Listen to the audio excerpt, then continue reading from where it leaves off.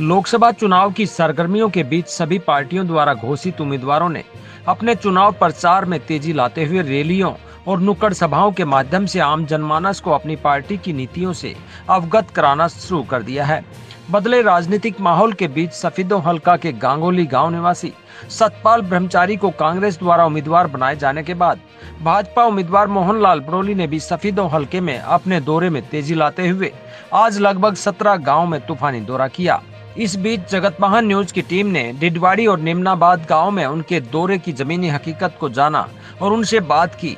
डिडवाड़ी गांव में पहुंचने पर मोहनलाल ब्रोली का प्रदेश कार्यकारिणी सदस्य सुलेख, सरपंच राजन, मेंबर ब्लॉक समिति सुशील, पूर्व सरपंच बलवान, सुरेश, चेयरमैन ब्लॉक समिति मेंबर सुरेश व अन्य ने फूलमाला और पगड़ी से स्वागत किया। इस दौरान बचन सिंह आर्य व अन्य नेताओं ने गांव के लोगों की तरफ से उन्हें भारी मतों से जिताने का भरोसा दिलाया। सारे मिलकर के इज्जत का सवाल है। गढ़वाड़े का जो रिकॉर्ड सुलेख ने आपके सामने बोला, 36 बिरादरी से हाथ जोड़ के कह रहे हूँ, इसको कम ना होने दियो भाई। सारे हाथ उठा करके आश्वासन दे दो कि भाई नहीं कम होने देंगे सारे के सारे। इस दौरान मोहनलाल ब्रोली ने अपने संबोधन में भाजपा सरकार आने के बाद किसान की आय दोगुनी होने की बात कही और कांग्रेस पर हमला बोलते हुए कांग्रेस को तोड़ने की राजनीति करने वाली पार्टी बताया। 2014 में जो आपका धान का एक एकड़ बिकता था, आज आप आकलन कर लेना डबल में मिलेगा। गेहूं, ईख, जितनी भी फसलें हैं, हमारे हरियाणा सरकार ने 14 फसलें एमएसपी पर खरीदने का काम किया। देश के प्रधानमंत्री जी ने जो वायदे देश की जनता के बीच में किए थे, सबको अक्षर से पालन करते हुए पूरी तरह से लागू करने का काम किया है। देश को तोड़ने की बात की है, देश की जनता के साथ बहुत बड़ा धोखा करने की जो बात कही है, आप सबने उनका घोषणा पत्र अगर पढ़ा होगा, उन्होंने एक बात कही है कि हम सबकी प्रॉपर्टी का आकलन करवाएंगे, किस आदमी ने कितनी कमाई करी है उसका आकलन करवाएंगे, और जब उसके मरने के बाद उसका बंटवारा अल्पसंख्यक भाइयों के बीच में कर देंगे, बराबर का बंटवारा कर देंगे। अगर हमारी माता और बहनों ने कोई पैसे के जोड़ के उसने अपनी पूंजी इकट्ठी की है, तो उसको भी वो अल्पसंख्यक में बांटने की जो बात कांग्रेस ने कही है, जिस प्रकार से अंग्रेजों ने बांटो और राज करो की राजनीति को अपनाया था, उसी प्रकार से कांग्रेस पार्टी ने देश को दोबारा से तोड़ने की बात करी है। ये कांग्रेस पार्टी का जो घोषणा पत्र बड़ा खतरनाक घोषणा पत्र है। वहीं जगतमहल न्यूज से बात करते हुए कहा कि सभी सभाओं में लोगों ने आज उन्हें अपना आशीर्वाद देते हुए सबसे ज्यादा वोटों से जिताने का भरोसा दिलाया है। उन्होंने कहा कि अब तक वे 452 सभाएं कर चुके हैं और आज आखिरी गांव डिडवाड़ी ने भी उन्हें अपना आशीर्वाद दिया है। ये सफेदों विधानसभा का आज मेरा चौथे दिन का प्रवास है और आज 17 गांव के प्रोग्राम इसी प्रकार से रहेंगे। चौपाल की नुक्कड़ सभाएं रहेंगी और 36 बिरादरी के भाइयों ने, महिलाओं ने, पुरुषों ने, नौजवानों ने, बुजुर्गों ने, सभी ने भारतीय जनता पार्टी के प्रत्याशी के तौर पर मुझे एक तरफा समर्थन किया है, आशीर्वाद दिया है और समर्थन से और प्यार से मुझे लगता है कि अब की बार भारतीय जनता पार्टी की बहुत बड़ी जीत सोनीपत लोकसभा में होगी। 3 जिले के आखिरी गांव लोकसभा के भी, सोनीपत लोकसभा के भी आखिरी गांव में आज पहुंचे हैं। यहाँ की भाजपा को लगातार जो है बढ़त मिलती नजर आई है। आज क्या कहेंगे, आज यहाँ के अभूतपूर्व समर्थन? ये कल शाम तक 452 नुक्कड़ सभाएं मेरी हुई है, 17 प्रोग्राम आज रहेंगे और मैं पूरी लोकसभा में प्रत्येक गांव में, प्रत्येक शहर के वार्ड में, हर जगह जाके इसी प्रकार से जनता का आशीर्वाद लेने का काम करूंगा। और ये इस लोकसभा का आखिरी छोर का गांव है। आज मैं यहाँ पहुंचा हूं और एक तरफा प्यार समर्थन डिडवाड़ा गांव ने मेरे को दिया है और भारतीय जनता पार्टी के काम, नरेंद्र मोदी जी के विकास की गारंटी, विश्वास की गारंटी, सुरक्षा की गारंटी, महिलाओं के अधिकार की गारंटी, युवाओं के रोजगार की गारंटी जो देश के लोकप्रिय प्रधानमंत्री नरेंद्र मोदी जी ने दी है, उस विश्वास पे भारतीय जनता पार्टी का समर्थन जनता जनार्दन ने करने का काम किया। लोकसभा चुनाव जो है राष्ट्रीय मुद्दों पर लड़ा जाता है, लेकिन आप यहाँ इस गांव के कुछ लोगों ने स्थानीय मुद्दे भी रखे हैं, आपने आश्वस्त किया, क्या कहेंगे? पूरे देश में हमने नेशनल हाईवे बनाने का काम किया है और उसी प्रकार के जो नेशनल हाईवे की क्वालिटी जिस प्रकार की है, उसी प्रकार की सड़कें हम गाँव में भी बनाने का काम करेंगे। और पूरे देश में जो शिक्षा को हमने बढ़ावा दिया है, शिक्षा नीति हम नहीं लेके आए हैं, पूरे देश की शिक्षा नीति एक होगी, उसी प्रकार से ये बड़ा गांव है, 4500 वोटों की संख्या का गांव है। इस गांव में भी हम 12वीं तक का स्कूल बनाएं और शिक्षा का अधिकार सबको है, उस प्रकार का ये हमारी लोकसभा का आखिरी छोर का गांव है और इस प्रकार की जो शिक्षा की मांग आई है उसको भी हम पूरा करेंगे। ये कांग्रेस का पार्टी का जो घोषणा पत्र है वो देश को कमजोर करने का घोषणा पत्र है और उनके घोषणा पत्र में राष्ट्र के मुद्दे कम हैं और उलझाने के मुद्दे ज्यादा हैं। इसलिए कांग्रेस पार्टी की जो बांटो और राज करो की नीति रही है, उसी प्रकार के जो अंग्रेजों की विचारधारा थी उसी प्रकार की विचारधारा का घोषणा पत्र कांग्रेस पार्टी का है। और हमने जो संकल्प पत्र जारी किया है, हमने जो जनता के साथ संकल्प किया है, उस संकल्प को हम पूरा करेंगे और हमने पूरे राष्ट्रवाद को लेके जो अपना संकल्प पत्र जारी किया है, संकल्प पत्र में जो हमने बातें कही हैं उन सबको पूरा करेंगे। बाल कर्मचारी आने से क्या चुनौती है? वो ठीक कह रहे हैं, उनके आने से क्या वो मुकाबले से बाहर है, वो मुकाबले में कहीं है ही नहीं, वो उनकी जो बात है वो बिल्कुल सही। इस दौरान जगत महान न्यूज ने सफीदों के पूर्व एसडीएम वीरेंद्र सांगवान, भाजपा नेता सुरेश कौशिक से बात कर हल्के के आखिरी छोर की राजनीति को समझने का प्रयास किया। इसमें कोई दो राय नहीं।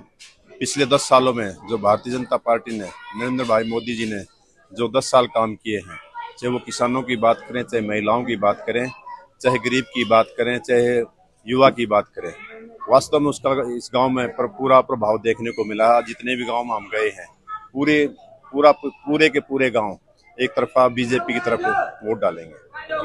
कुछ लोगों ने अपनी स्थानीय जो शिकायतें वो भी यहाँ पे रखी, जिसका आश्वासन दिया है मोहनलाल ब्रोली जी ने, क्या कहेंगे? स्वाभाविक है, मतलब कई बार जो है संज्ञान में बात नहीं आती और अब संज्ञान में बात लाई गई है, जल्दी उसका समाधान निकालेंगे। जी जी, क्या कहेंगे सर, आप आज पहुंचे हैं यहाँ कार्यक्रम में, भाजपा और कांग्रेस के किस प्रकार से देखते हैं दोनों पार्टियां? आपके चैनल का बहुत बहुत धन्यवाद। ऐसा देशवाल साहब, जैसा कि सभी ने, हमने पिछली 60 साल की सरकारें देखी हैं और ये 10 साल की सरकारें देखी हैं। भारत जो पीछे पिछड़ा हुआ था आर्थिक व्यवस्था में, अब 5वें नंबर पर आ चुका है और माननीय प्रधानमंत्री जी के सपने हैं भारत विकसित भारत बने और इसको तीसरी अर्थव्यवस्था में लाने का काम करेंगे। और जहां तक विकास कार्यों की काम है और देश के मान सम्मान की बात है, विकास कार्यों में कोई कमी नहीं है। और जहां दुनिया भर में मान सम्मान की बात है, अब वह तो आप देख ही रहे हैं, दूसरे देशों में भी ये बात कह के वोट मांगे जाते हैं कि मोदी की तरह हम काम करेंगे और हमारे को वोट दो। मैं आपसे जितना मेरा एक्सपीरियंस है, मैं लगभग 35 साल से यहाँ की राजनीति कर रहा हूँ और जहाँ तक मेरा, क्योंकि कोई भी किसी पार्टी का कार्यकर्ता हो, सब मेरे को जानते हैं, मैं सबको जानता हूँ और मैंने सारे माहौल देखे हैं, इतने चुनाव मैंने लड़े हैं और खुद मैंने भी चुनाव लड़ा है। बीजेपी पार्टी का कोई भी जनाधार पहले से कम नहीं हुआ, पहले से भी ज्यादा उत्साह है। मैं देख रहा हूँ लोगों के कौन कौन चेहरे सामने बैठे हैं, किसी समाज के बैठे हैं, सभी समाज राष्ट्रीय मुद्दा को लेकर अपना लोकसभा का चुनाव देखते हैं। और आपके सामने नरेंद्र मोदी जी और राहुल गांधी जी की तुलना करके देखो आप एक बार। अब अंतरात्मा की आवाज से जो आदमी मान ले किसी वजह से वो बीजेपी से खपा भी है, अगर अंतरात्मा की आवाज से वोट डालने जाएगा तो वो जरूर भारतीय जनता पार्टी को वोट डालेगा। और आपने पता है कि नरेंद्र मोदी जी एक ऐसे देश के नेता जो राष्ट्र को सबसे सर्वोपरि बनाएंगे, राष्ट्र को विकसित राष्ट्र बनाएंगे। और दूसरी बात, कहाँ नरेंद्र मोदी, कहाँ राहुल गांधी, और ये वोट कहाँ जाएगी सबने पता है। अगर हमारे आदरणीय ब्रह्मचारी जी को वोट पड़ती है तो लोग समझदार हैं, इसका वोट कहाँ जाएगा, और वो नजदीक भी नहीं है, दौड़ में भी नहीं है। लेकिन अगर सफीदों की बात करें तो यहाँ से एक नर्सिंग कॉलेज जो है चीन शिफ्ट हो गया, उसमें यहाँ पे के लोगों में कुछ नाराजगी देखने को मिली है। मैं आपको बताना चाहता हूँ, नर्सिंग कॉलेज का जो क्राइटेरिया था उस क्राइटेरिया में नहीं आया। जितने बेड का हॉस्पिटल यहाँ चाहिए था, इतने बेड का हॉस्पिटल नहीं था। लेकिन आदरणीय पूर्व मुख्यमंत्री अपनी प्रेस वार्ता में मनोहर लाल जी बोल के गए हैं, इस बेड को पूरा किया जाएगा, जितने बेड की आवश्यकता है उतने बेड का ये हॉस्पिटल पहले अपग्रेड किया जाएगा, उसके बाद पैरामेडिकल कॉलेज यहाँ बनाया जाएगा। आप भी देख लेना, क्योंकि समान रूप से विकास कराती है भारतीय जनता पार्टी और किसी को भी अंतिम व्यक्ति तक अपना विकास कराती है। अंतिम व्यक्ति का सबसे पहले ख्याल रखा जाता है। डिडवाड़ी गांव से निकलकर मोहनलाल बड़ोली का काफिला निम्नाबाद गांव की रविदास चौपाल पहुंचा। यहां पर मोहनलाल बड़ोली का सिख बिरादरी सहित सभी ने जोरदार स्वागत किया। सारे गांवों में आप जाओगे और चेयरमैन साहब, नंबरदार जी, सारे साथी सभी से कह रहा हूँ कि आपने बहुत चीजें आई है, प्रोग्राम ना करो, ये ना करो, मेरे को पता कौन कौन आए, क्या बात हुई। मैं आपका हृदय से धन्यवाद करती है यह सारी टीम, आपको अपने परवाह न करते हुए अपने यारी का धर्म निभाया और फर्ज निभाया, इसके लिए मैं आपको मुबारकबाद देता हूँ। इस दौरान उन्होंने आमजन को भाजपा सरकार की उपलब्धियों को गिनाते हुए हमेशा साथ देने का भरोसा दिलाया। वहीं इस दौरान मीडिया से बात करते हुए उन्होंने गुरु तेग बहादुर के आगमन दिवस की सभी को शुभकामनाएं दी। इस दौरान उन्होंने पूर्व सांसद के चुने जाने के बावजूद क्षेत्र में न आने के सवाल पर हमेशा जनता के बीच रहने का भरोसा दिलाया। गांव में पहुंचा हूं और आपके चैनल के माध्यम से गुरु तेग बहादुर जी का आज आगमन दिवस है, उसकी बहुत बहुत बधाई और शुभकामना के साथ आज मैंने सीधा जनता से संवाद किया है। भारतीय जनता पार्टी के प्रत्याशी के तौर पर आशीर्वाद लेना, समर्थन लेना आज पूरे निम्ना गांव की पंचायत ने, सभी गांव वालों ने, छत्तीस बिरादरी के भाइयों ने, महिलाओं ने, पुरुषों ने, युवाओं ने, किसानों ने भारतीय जनता पार्टी के पक्ष में आशीर्वाद दिया है और देश के लोकप्रिय प्रधानमंत्री तीसरी बार इस देश के प्रधानमंत्री बने, इस प्रकार का आश्वासन आज चौपाल के अंदर दिया है और भारतीय जनता पार्टी की बहुत बड़ी जीत इस लोकसभा सोनीपत की सीट से होने वाली है। आज 17 गांव करने का, इसी प्रकार से नुक्कड़ सभाएं करने का मेरा प्रोग्राम है और 452 गांव मेरे कल तक हुए थे, आज ये 17 गांव और जुड़ जाएंगे। इस प्रकार से पूरे लोकसभा क्षेत्र में 688 प्रोग्राम मैंने सभी गांव और सभी नगर पालिका, नगर परिषद के वार्डों की संख्या 688 बनती है और कल तक मेरे 452 पूरे हुए थे, 17 आज जुड़े हैं। 17 और 52 जोड़ के जो बहुत जल्दी मैं इस टारगेट को पूरा करूंगा। मैं प्रत्येक गांव में जाऊंगा, प्रत्येक वार्ड में भी जाऊंगा और वोट मांगने भी जाऊंगा और धन्यवाद करने भी जाऊंगा। ये चुनाव दो विचारधाराओं का चुनाव है, ये किसी जाति विशेष का चुनाव नहीं है और ये देश का चुनाव है, देश के मुद्दों को लेकर चुनाव है। और कांग्रेस पार्टी ने हमेशा से जातिवाद की, परिवारवाद की, क्षेत्रवाद की राजनीति की है, लेकिन मैं भारतीय जनता पार्टी के विचार से जुड़ा हुआ और भारतीय जनता पार्टी के विचारों से चलने वाली जो पार्टी, देश के लोकप्रिय प्रधानमंत्री की नीतियों से चलने वाली ये पार्टी, हम राष्ट्रवाद की बात करते हैं, हम राष्ट्रवाद की को ही लेकर चुनाव मैदान में उतरे हैं और इस प्रकार की जो कांग्रेस पार्टी के लोग जो बात कहते हैं, जो आपने मेरे से प्रश्न किया है, हम इससे कोसों दूर हैं। लोगों का कितना जन समर्थन आपको मिल रहा है?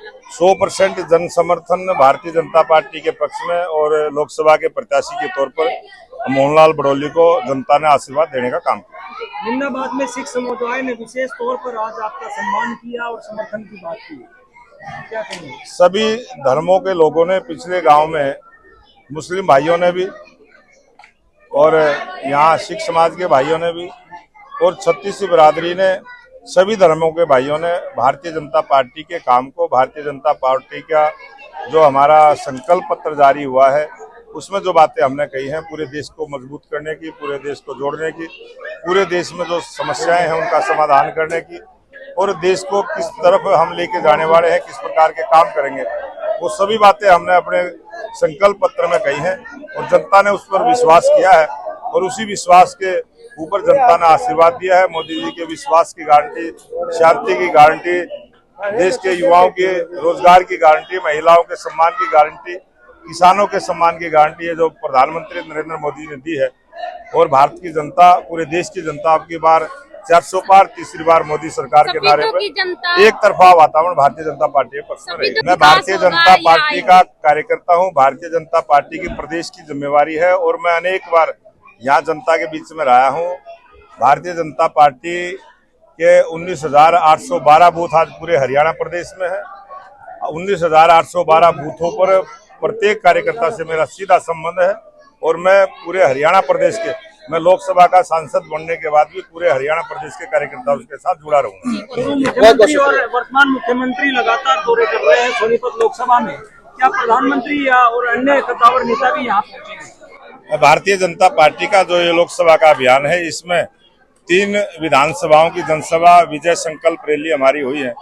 6 की अभी बाकी है। 3 तारीख को सोनीपत की रहेगी और सभी विधानसभाओं में विजय संकल्प रैली होंगी। उसके बाद जैसे ही टाइम मिलेगा, जैसे ही हमें प्रधानमंत्री जी का, गृह मंत्री जी का, रक्षा मंत्री जी का, राष्ट्रीय अध्यक्ष जी का, जिस भी राष्ट्रीय नेता का हमें प्रोग्राम मिलेगा, हम एक बड़ी सभा भी करेंगे। इस दौरान पूर्व विधायक जसवीर देसवाल ने मिल रहे समर्थन को देखते हुए लाखों वोटों से जीतने के दावे किए। आज के दौरों में लोगों में बहुत उत्साह है और मोहन लाल जी यहाँ से लाखों वोटों से जीत के निकलेंगे। वहीं आमजन ने अपनी समस्याओं का जिक्र करने के बावजूद भाजपा को वोट देने की बात कही। क्या नाम है? शमशेर। कौन सा गाँव है? बड़ौद। हाँ। इसी लोकसभा में पड़ता है। हाँ। तो क्या चल रहा है आपकी बार लोकसभा में? किस पार्टी को आप अच्छा मानते इसने हैं? मंत्री ने जी। मंत्री कौन सा? बसंत सिंह आर्या। बसंत सिंह आर्या। वो तो अभी तो मंत्री नहीं है। अभी भी मंत्री हमारे लिए। हम अपने लिए मंत्री मानो। मंत्री मानना। उनके साथ जाओ। साथ। किसकी वोट दोगे? मोदी और लाग रहे किसको दोगे? मोदी की देवांगे। जगत महान न्यूज के लिए सफीदों हलके से तेजवीर सिंह की रिपोर्ट।